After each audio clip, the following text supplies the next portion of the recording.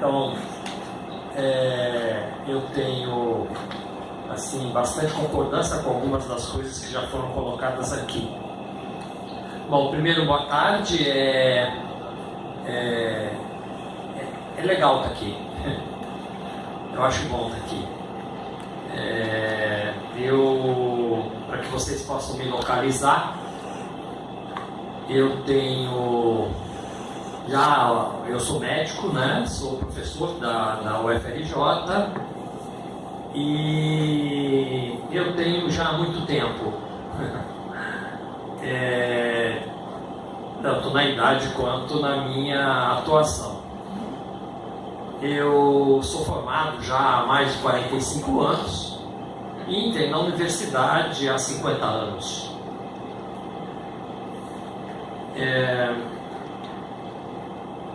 Eu sou uma geração, pertenço a uma geração de milhares de pessoas que, de alguma maneira, nesse filme que vocês viram, eu acho que uma boa parte de vocês viram aqui nesse filme, que esteve aí desde antes de qualquer ideia de Sistema Único de Saúde. Ou seja, eu sou uma geração que não existia essa ideia de Sistema Único de Saúde.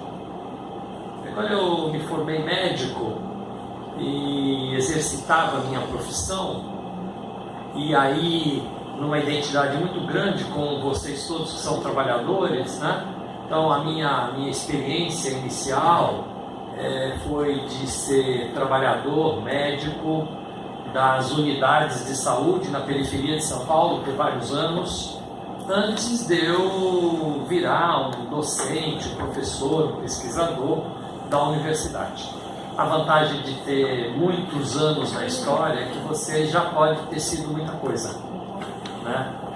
Mas eu queria marcar um pouco essa imagem para vocês. Eu, na realidade, pertenço à geração que a gente não tinha mesmo Sistema Único de Saúde.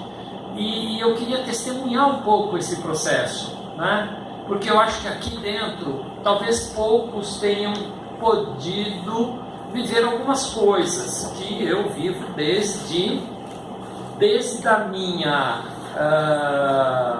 formação e até antes da minha formação no campo da saúde.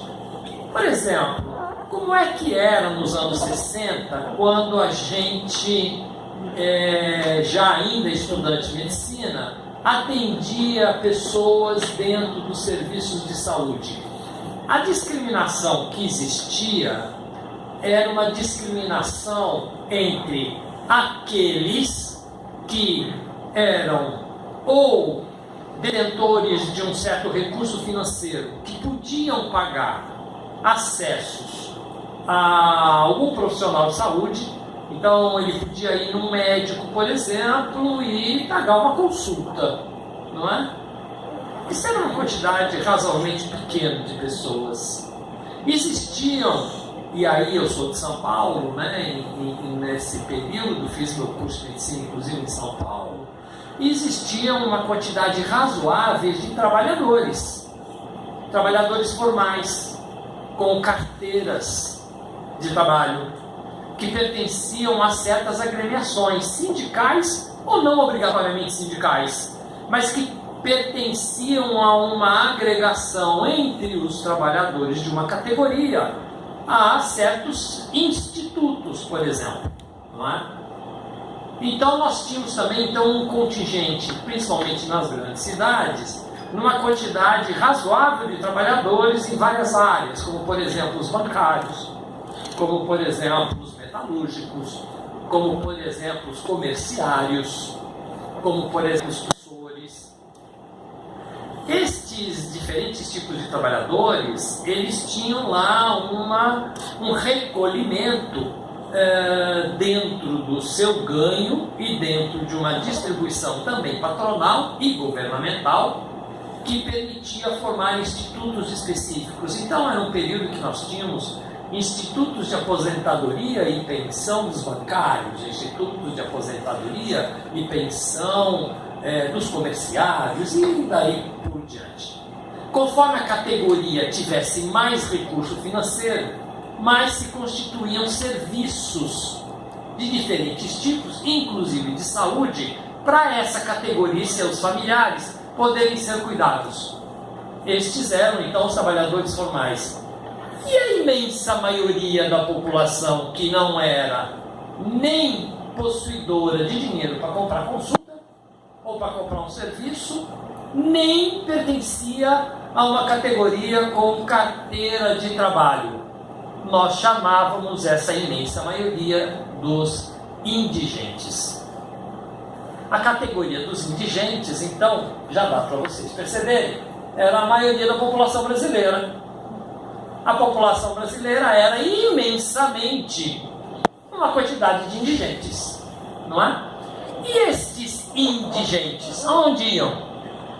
Iam em alguns serviços que tinham portas para estes indigentes. Por exemplo, a escola que eu me formei em medicina, que foi a Faculdade de Medicina da Universidade de São Paulo, tinha e ainda tem um grande hospital universitário, conhecido no Brasil inteiro como Hospital das Clínicas de São Paulo. Um hospital com milhares de leitos. O que é que tinha nesse hospital? Nesse hospital a gente só aceitava indigentes. Ou seja, esse era um serviço que os que não tinham nada podiam ir. Aonde mais os indigentes, quando precisavam de saúde, eram atendidos? Em alguns serviços de filantropia, em alguns serviços meio associativos, que faziam aquilo que a gente chamava as grandes redes de filantropias. Por exemplo, o Brasil é um país onde cresceu muito serviços de santa-casas, não é? Que faziam esse serviço dos indigentes. E onde mais? Bom, algumas cidades tinham alguns serviços locais. Algumas prefeituras tinham seus prontos-socorros. Alguns estados tinham seus centros de saúde que iam completando, de alguma maneira, um acesso a esse grupo de indigentes. Ou seja, não existia no Brasil, na época que eu fazia medicina, nenhuma noção de que o brasileiro era um cidadão e, como cidadão, ele tinha direito. Não existia isso. Rodrigo falou isso como uma característica importante. Por isso que eu quero que vocês percebam esse meu testemunho, não é? Eu sou de uma geração em que a gente tem um país que vivia ainda as tradições dos seus 400 anos anteriores. Quais são os 400 anos anteriores do Brasil? Um país colonizado, com uma produção intensiva de destruição de povos. Eu não sei se vocês têm noção, quando chegam aqui os colonizadores, nós temos no Brasil produzidos 5 milhões de habitantes de povos originários. 5 milhões, distribuídos em mais de 700 tipos de etnias. Hoje nós não chegamos a 900 mil distribuídos em 220 etnias. Sabe o que isso significa? Que o Brasil é um país formado na matança, na eliminação de etnias, na destruição da multiplicidade dos modos de viver. Esses são os 400 anos que estavam antes dessa experiência que eu estou relatando, da minha experiência na minha formação médica, não é? Então, a gente é um país que vem de uma história que se agrega a esse tema das etnias dos povos originários, a maior história de sequestro e roubo de pessoas, que foi o que o sistema da escravidão produziu da África para o continente sul-americano e especialmente para o Brasil. A gente sabe que nesse processo são milhões, milhões, milhões e milhões de pessoas que foram sequestradas, roubadas, arrancadas dos seus modos de viver, das suas culturas, dos seus habitats, e vieram como animais para o Brasil. Só na trajetória de alguns desses grupos, a gente sabe que algumas delas morriam mais de metade das pessoas. Ou seja, saía-se da África uma quantidade X, chegava-se no Brasil com muito menos que X.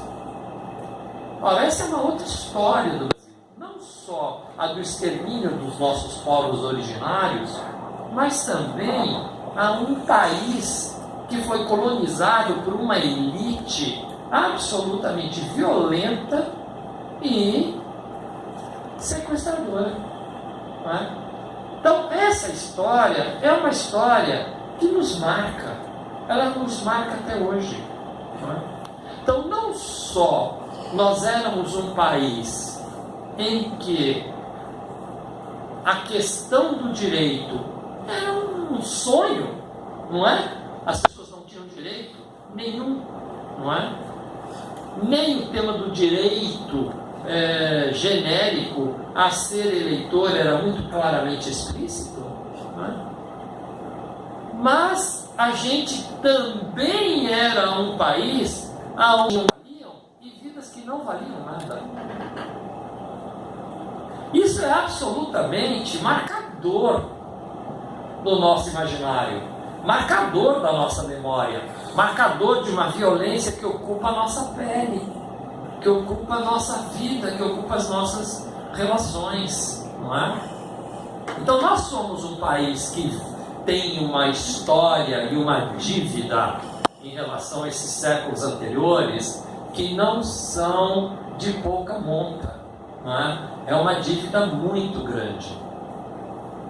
Então, quando a gente demarca uma ideia básica, que essa geração que eu pertenço, que vai poder viver na luta contra a ditadura militar, da qual eu tenho orgulho de ter podido participar, mesmo tendo várias pessoas que eu conhecia nessa luta, não é?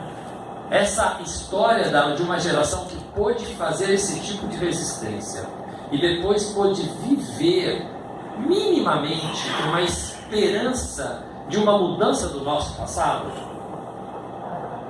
Ou seja, uma geração que acreditou que era possível mudar o passado dos nossos 400 anos anteriores. Era possível a gente deixar de ser sequestrador, era possível a gente deixar de ser violador, era possível a gente deixar de ser exterminador e trabalhar não pela lógica da limpeza étnica, da limpeza racial, mas trabalhar numa outra direção, na direção substancial, como disse o Rodrigo, que é uma ideia que nos animou desde o começo na discussão da Constituinte brasileira, que era a ideia de precisamos construir um país onde qualquer vida vale a pena ser vivida.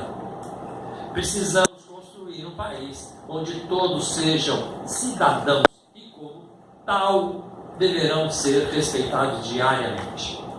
Olha, esse é um sonho da minha geração. É um sonho de milhões de pessoas da minha geração. Este sonho era para todos os lugares. Este sonho tem uma parte dele na Constituição de 88. Eu não vou dizer que a Constituição de 88 representa o sonho dessa minha geração, porque a Constituição de 88, da qual eu estive presente como militante no processo constituinte junto a vários parlamentares. Então, por exemplo, eu tenho memórias vivas do contato que nós fazíamos com os parlamentares que estavam sem Constituição, e nós íamos defender ideias para eles. Tínhamos já naquele momento vários parlamentares bem progressistas que tinham interesse em escutar o que nós, militantes, tínhamos que falar. Lembro muito bem da Benedita, lembro muito, porque a Benedita tinha uma coisa naquela época que para nós era muito nobre. Ela tinha uma presença muito ativa na hora que estava se discutindo o conceito de SUS. ela como parlamentar federal, ela abria um contato nosso dos movimentos sociais para levar para dentro da plenária a ideia que nós carregávamos de, olha, quando for discutir a política de saúde, a gente quer discutir sobre a perspectiva de um sistema único. A gente quer discutir sobre a perspectiva do direito. A gente quer discutir sobre a precedência do público sobre o privado. Eu lembro direito dessa relação quando, discutindo com a Benedita, ela nos aponta e diz: mas nós precisamos, porque não sou só eu. Se só eu levantar essa bandeira dentro da plenária, eu vou ser derrotada. Com maior clareza ela colocava isso. E ela dizia: precisamos criar um espaço de contato entre vocês e vários outros parlamentares dos vários outros grupos políticos para discutir isso. E nós fizemos esse trabalho. Nós éramos milhares de pessoas fazendo esse trabalho. E lembro que um momento chave nessa discussão foi um momento em que nós fomos derrotados nessa discussão pelos parlamentares mais conservadores, quando nós defendemos com uma garra muito forte a ideia da precedência do público sobre o privado na área da saúde. E na realidade vários parlamentares não eram a favor disso. Para nós, a Constituição de 88 jamais teria uma frase que ela tem dizendo que o Sistema Único de Saúde é preferencialmente público e estatal. Olha, a palavra preferencialmente abre tudo para o setor privado. Nós somos derrotados nesse enunciado dentro da Constituição de 88. Se vocês quiserem ver isso, vocês leiam o artigo 196, o artigo 197, o artigo 198, o artigo 199. Leiam esses artigos dentro da Constituição.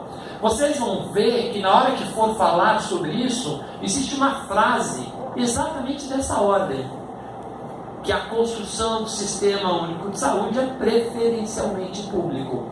Ora, foi o jeito que eles acharam de deixar uma janela aberta para a invasão do privado.